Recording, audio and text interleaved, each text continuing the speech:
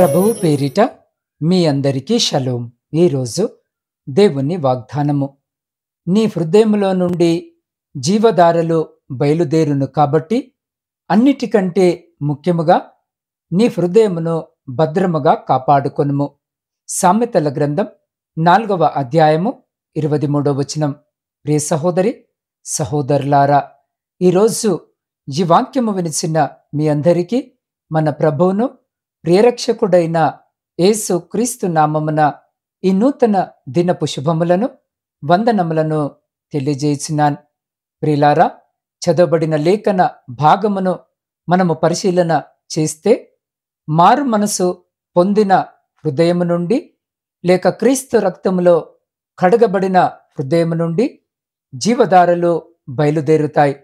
అటువంటి హృదయము విషయమై శ్రద్ధ తీసుకోకపోతే జీవధారలు ఆగిపోయే ప్రమాదము ఉంటుంది. కాబట్టి ఈరోజు ఈ వాక్యము వినిచిన మీరు మీ హృదయాన్ని భద్రముగా కాపాడుకోవాలని దేవుని వాక్యము హెచ్చరిస్తుంది. ప్రియులారా, పరిశుద్ధ లేఖన భాగాన్ని మనము చదివినట్లయితే, వీరు నీళ్లు లేని బావులను పెనుగాలికి కొట్టుకొని పోవు మేఘములనై ఉన్నారు. వీరి కొరకు గాఢాంధకారము భద్రము చేయబడి ఉన్నది అన్న వచనము ప్రకారము నీళ్లు లేని బావులు నామకార్థ క్రైస్తవులకి సాదృశ్యముగా ఉన్నాయి. బావులే కాని వాటిలో నీళ్లు లేవు. క్రైస్తవులే కాని క్రీస్తు లేని వారు నామకార్థ క్రైస్తవులు. నీళ్లు లేని బావుల వలన ప్రజలకు ఎటువంటి ఉపయోగము ఉండదు. అలాగుననే నామకార్థ క్రైస్తవుల వలన సమాజమునకు ఎటువంటి ఉపయోగము కూడా ఉండదు. క్రైస్తవులమని చెప్పుకుంటారు. అటువంటి వారికి గాఢాంధకారము అంటే రెండవ మరణము లేక నరకము భద్రము చేయబడి ఉందని పరిశుద్ధ లేఖన భాగము సెలవిచ్చినది. ప్రియులారా, బిలాము ప్రవక్త దేవుని మాట వినకుండా ఇశ్రాయేలీయులకు శత్రువైన బాలాకు మాట వింటున్నాడు. ఇశ్రాయేలీయులను అంటే యెహోవా దేవుడు ఏర్పరచుకున్న జనాంగమును శపించబడుటకు వెళ్తున్నాడు. బిలాము ఒక ప్రవక్త అంటే దేవుని స్వరము వినేవాడు.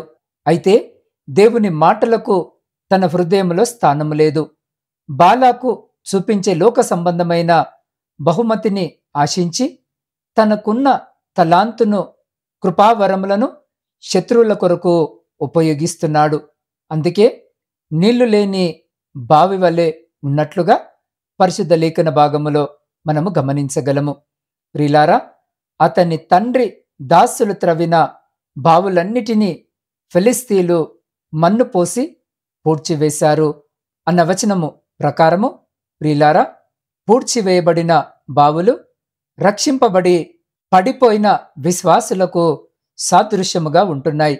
ప్రియులారా, అబ్రహాము తండ్రి దాసులు త్రవ్వించిన బావులు కొంతకాలము అనేక మందికి దప్పికను తీర్చాయి.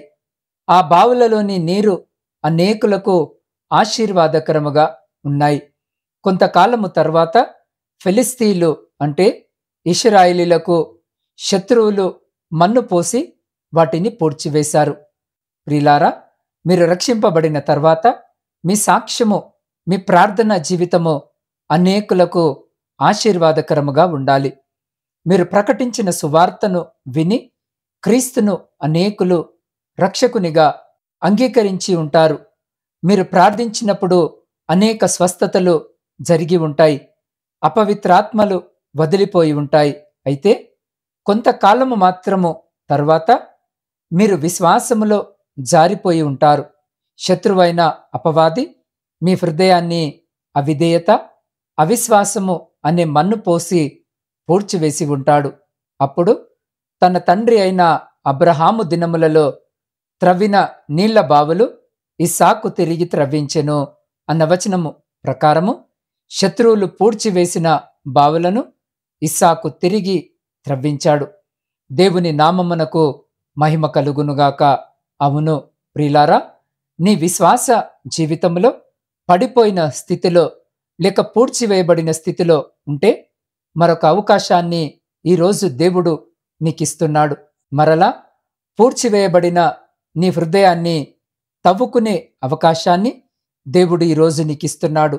ఎందుకంటే దేవుడు ఈరోజు ఈ వాక్యము వినిచిన నిన్ను ప్రేమిస్తున్నాడు కాబట్టి నీవు నశించిపోవుట ఆయనకు ఇష్టము లేదు. ప్రియులారా, అతడు చూసినప్పుడు పొలములో ఒక బావి కనబడెను. అక్కడ దాని యొద్ద గొర్రెల మందలు 3 పండుకొని ఉండెను. కాపరులు మందలకు ఆ బావి నీళ్లు పెట్టుదురు. ఒక పెద్ద రాయి ఆ బావి మీద మూత వేసి ఉండెను అన్న వచనము ప్రకారము మూత వేయబడిన బావులు రక్షింపబడి సాక్ష్యము చెప్పలేని వారికి సాదృశ్యముగా ఉన్నాయి. ఈ బావిలో నీరు ఉన్నది. అయితే ఆ బావిపై ఒక పెద్ద బండ మూత వేయబడి ఉన్నది. ఆ బావి చుట్టూ 3 మందల గొర్రెలు ఆ బావిలోని నీరు త్రాగాలని కూర్చుండి ఉన్నాయి. నీ హృదయములో దేవుని ప్రేమ ఉన్నది. యేసు క్రీస్తు అందరికీ ప్రభువని ఈరోజు ఈ వాక్యము వినుచున్న నీకు తెలుసు. క్రీస్తు రక్తము ద్వారానే పాపికి విమోచనని ఒకడు క్రొత్తగా జన్మిస్తేనే గాని దేవుని రాజ్యములో ప్రవేశింపలేడనే సువార్త ఈరోజు ఈ వాక్యము వినుచున్న నీకు తెలుసు. నీ చుట్టూ అనేక మంది ప్రజలు నీ హృదయంలోని జీవము కలిగిన మాటలను వినాలని ఆశతో నీ వైపు ఎదురు చూస్తున్నారు. అయితే నీవు మాత్రము నోరు తెరిచి ఒకరికి కూడా దేవుని సువార్త చెప్పవు. నశించుచున్న వారి కొరకు ప్రార్థించవు. నీవు రక్షింపబడి రక్షణ లేని ఇతరుల కొరకు భారము లేకపోవుట మూతవేయబడిన హృదయ స్థితిని తెలియజేస్తుంది. అయితే ఆ బావి మీద నుండి రాతిని పొర్లించి గొర్రెలకు నీరు పెట్టుదురు అని పరిశుద్ధ లేఖన భాగములో వ్రాయబడి ఉన్న ప్రకారము రాయి తొలగించినప్పుడు ఆ బావిలోని నీరు ఆశీర్వాదకరముగా ఉంటాయి. రక్షణ పొందిన నీవు సాక్ష్యమును చెప్పాలి, సువార్తను ప్రకటించాలి. అప్పుడే నీవు ఆశీర్వదించబడతావు. దేవుని నామమునకు మహిమను కూడా తీసుకొని రాగలుగుతావు. కాబట్టి ప్రియ సహోదరి సహోదరులారా, ఆ నీటి బుగ్గకు బెయేర్ లహోయి రోయి అని పేరు పెట్టబడెను అన్న వచనము ప్రకారము బెయేర్ లహాయి రోయి అను మాటకు నీవు చూచుచున్న సజీవుని బావి అని అర్థము. సజీవుని బావి రక్షించబడి నశించుచున్న ఆత్మల కొరకు ప్రయాసపడి వారికి సాదృశ్యముగా ఉన్నది. హాగరుతో యెహోవా దేవుడు మాట్లాడి ఆశీర్వదించిన స్థలము. దేవుడు హాగరును ఆమె కుమారుని దర్శించిన స్థలము. ఆ నీటి బుగ్గ వారి దప్పికను తీర్చింది, మరణము నుండి రక్షించింది. సజీవుని బావి వలె నీవు ఉండాలని దేవుడు కోరుకొనుచున్నాడు. కాబట్టి ప్రియ సహోదరి సహోదరుడా, నిన్ను చూచుచున్న దేవునికి భయపడాలి. అంటే నీవు పొందుకున్న ఆ జీవజలమైన రక్షణ సువార్తను ఇతరులకు అందించాలి, క్రీస్తు యొద్దకు నడిపించాలి. సమరయ స్త్రీ రక్షించబడిన తర్వాత యేసును గురించిన సువార్తను సుకార్య గ్రామములోనున్న వారందరికీ ప్రకటించింది, క్రీస్తు యొద్దకు నడిపించింది. తాను పొందుకున్న జీవజలాన్ని ఇతరులకు ప్రవహింపజేసింది. ప్రియులారా, ఒకసారి సాధు సుందర్ సింగ్ గంగా నది ఒడ్డున నడుస్తూ వెళ్లే సమయంలో అక్కడున్న మేలాకు ప్రజలు నదిలో పవిత్ర స్నానము చేసేది ఆయన గమనించాడు. వాళ్లతో యేసు క్రీస్తు గురించి మాట్లాడాలని ఆశ కలిగి యేసు క్రీస్తు గురించి మాట్లాడడము మొదలుపెట్టాడు. ఎంత మాత్రము ఫలితము లేకపోవడం వలన ఆయన నదిలో దిగాడు. తన చేతుల్లో గల ఇనుప పెట్టెను వాళ్ళ ముందు తెరిచి అందులో మురికి బట్టలన్నీ ఆ ఇనుప పెట్టెలో పెట్టి తాళము వేశాడు.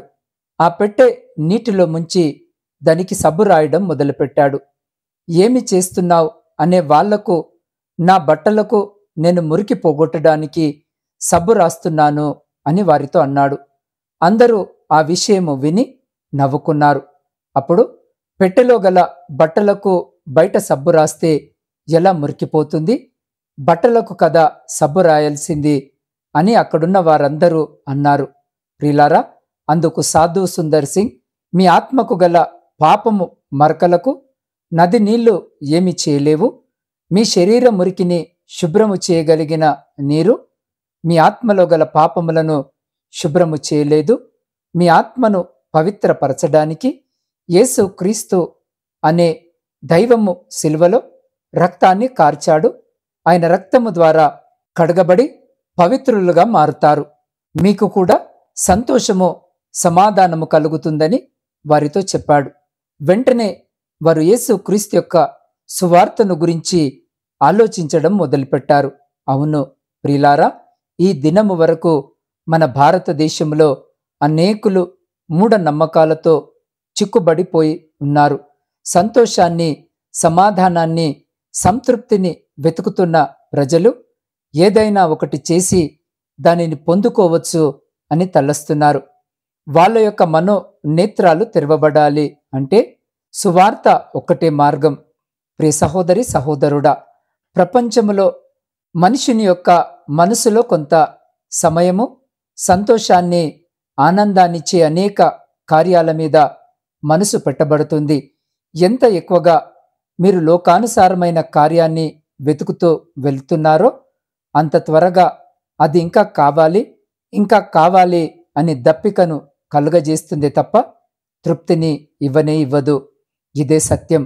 కానీ ప్రియ సహోదరి సహోదరుడా, యేసు క్రీస్తు ప్రభు మన కొరకు శ్రమలు సహించి మరణించిన ఇంత గొప్ప రక్షణ గురించి మనకు శ్రద్ధ లేకుండా ఉండిన ఎడల మనము ఆయనిచ్చే సంతోషాన్ని, సమాధానాన్ని, రక్షణను మన హృదయంలో పొందుకోకుండా పోతాము.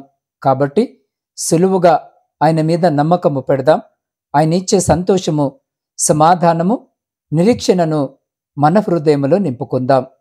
కాబట్టి ప్రియ సహోదరి సహోదరుడా, ఈరోజు ఈ వాక్యము వినిసిన నీవు కూడా సజీవుని బావి వలె ఉండాలని దేవుడు కోరుకొనుచున్నాడు.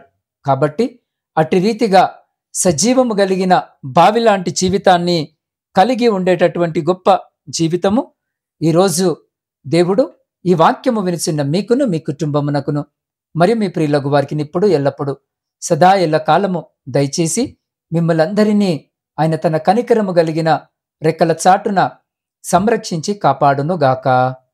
ఆమెన్. ప్రార్థన. పరిశుద్ధుడా, ప్రేమ నమ్మకము కలిగిన మా ప్రియ పరలోకమందున్న పరమ తండ్రి, మీ పరిశుద్ధమైన నామానికి స్తుతులు, స్తోత్రాలు, వందనాలను చెల్లించుకొనిచున్నాం. దేవ, ఈ నూతన దినములో మరొక మారు మీ పరిశుద్ధ వాగ్దాన వచనము ద్వారా మాతో మాట్లాడి మా హృదయాలను తృప్తిపరిచిన మీ గొప్ప ప్రేమను బట్టి మీకే కృతజ్ఞత వందనములను తెలియజేస్తున్నాం. దేవా, మా హృదయములో ఈ లోకానికి, లోక సంబంధమైన వాటికి చోటివ్వకుండా మీ వాక్యానికి శాశ్వతముగా చోటు ఇచ్చే భయభక్తులు, బుద్ధి, జ్ఞానము మాకివ్వండి తండ్రి. అయ్యా, ఈర్ష్య, ద్వేషము, అసూయ, వ్యభిచారము, జారత్వము, అక్రమము వంటి దురాలోచనలు మా హృదయం నుండి తొలగించుకొని మీ పరిశుద్ధ వాక్యముతో మా హృదయాన్ని నింపుకునే భాగ్యము మాకు దయచేయండి నాయనా. అయ్యా, ఈ లోకము యొక్క మురికి మా హృదయంలోనికి ప్రవహింపకుండా మీ జీవధారలు ప్రవహించేలా యోగ్యమైన హృదయం కలిగి ఉండే ధన్యత మాకు దయచేయమని వేడుకొనిచున్నాం. అయ్యా, విత్తబడిన వాక్యము ప్రకారము మేము జీవించలాగున మీ కృపను మాకు చూపించమని మీ పాద సన్నిధిలో వేడుకొనిచున్నాం. దేవా, ఈరోజు జన్మదిన, వివాహ వార్షికోత్సవాలు జరుపుకొంచున్న ప్రతి బిడ్డ కొరకు ప్రార్థిస్తున్నాం. అయ్యా, ప్రతి బిడ్డను మీరు జ్ఞాపకము చేసుకుని మీ నూతన దయాకిరీటము ద్వారా బిడ్డలను ఆశీర్వదించి రాబోయే కాలమంతా కూడా నా తండ్రి సంతోషకరమైన కుటుంబ జీవితమును దయచేయమని వేడుకొనిచున్నాం. అయ్యా, శారీరక, మానసిక బలహీనతలతో బాధపడుతున్న ప్రతి బిడ్డను మీరు జ్ఞాపకము చేసుకొని మా కోసం గాయపడిన మీ పరిశుద్ధమైన హస్తముతో తాకి సంపూర్ణ స్వస్థతను, మంచి ఆరోగ్యమును బిడ్డలకు దయచేయమని వేడుకొనిచున్నాం. శాంతి సమాధానాలు లేని కుటుంబాల కొరకు ప్రార్థిస్తున్నాం. విడిపోయిన, విచ్ఛిన్నమైన ప్రతి కుటుంబం కొరకు ప్రార్థిస్తున్నాం. అయ్యా, ఇది నాన్న బిడ్డలతో మీరు మాట్లాడి బిడ్డల మధ్య శాంతి, సమాధానము, ఐక్యత, ప్రేమ, నమ్మకము, విశ్వాసమును కలిగించి విడిపోయిన, విచ్ఛిన్నమైన ప్రతి కుటుంబమును నీ పరిశుద్ధ నామమున తిరిగి కట్టుమని వేడుకొనుచున్నాం. దేవ, ప్రపంచ శాంతి కొరకు ప్రార్థిస్తున్నాం. అయ్యా, ఎక్కడైతే యుద్ధ వాతావరణం నెలకొని ఉందో ఆ చోట మీరుండి శాంతి సమాధానాలను కలిగించుమని వేడుకొనుచున్నాం. దేవ, ఈ సమయంలో ప్రార్థనలో ఏకీభవిస్తున్న ప్రతి బిడ్డ కొరకు ప్రత్యేకంగా ప్రార్థిస్తున్నాం. దేవ, ప్రతి బిడ్డను మీ హస్తాలకు అప్పజెప్తా ఉన్నాం. తండ్రి, ఈ బిడ్డ ఈ అక్కర ఈ అవసరత చేత మీ వైపు చూస్తూ వారి ప్రార్థన మనవులను కన్నీటితో మీ పాద సన్నిధిలో పెట్టుచున్నారు. ఆకాశము నుండి వారి ప్రతి ప్రార్థన మనవిని మీరు ఆలకించి వారి కన్నీటిని తుడిచి వారి జీవితాలలో, వారి కుటుంబాలలో, వారి దాంపత్య జీవితంలో, ప్రాముఖ్యంగా వారి ఆధ్యాత్మిక జీవితంలో ఉన్న ప్రతి శోధన, ఆయాసము, దుఃఖము, లేమి, ప్రతి అంధకార సంబంధమైన శక్తులన్నిటినీ మీ పరిశుద్ధ నామమున లయపరిచి మీ ఆకాశపు వాక్కిళ్లను విప్పి మీ సమృద్ధికరమైన దీవెన ఆశీర్వాదాల చేత బిడ్డల జీవితాలను, కుటుంబాలను దీవించి ఆశీర్వదించి తృప్తిపరిచి మీ కృపలో భద్రపరిచి ముందుకు నడిపించుమని సమస్త స్తుతి, ఘనత, మహిమ మీకే చెల్లించు మా రక్షకుడును మీ ప్రియకుమారుడైన యేసు క్రీస్తు సర్వ సమృద్ధి కలిగిన నామమున ప్రార్థించి స్తుతించి అడిగి పొందుకొని ఉన్నాము తండ్రి. ఆమేన్.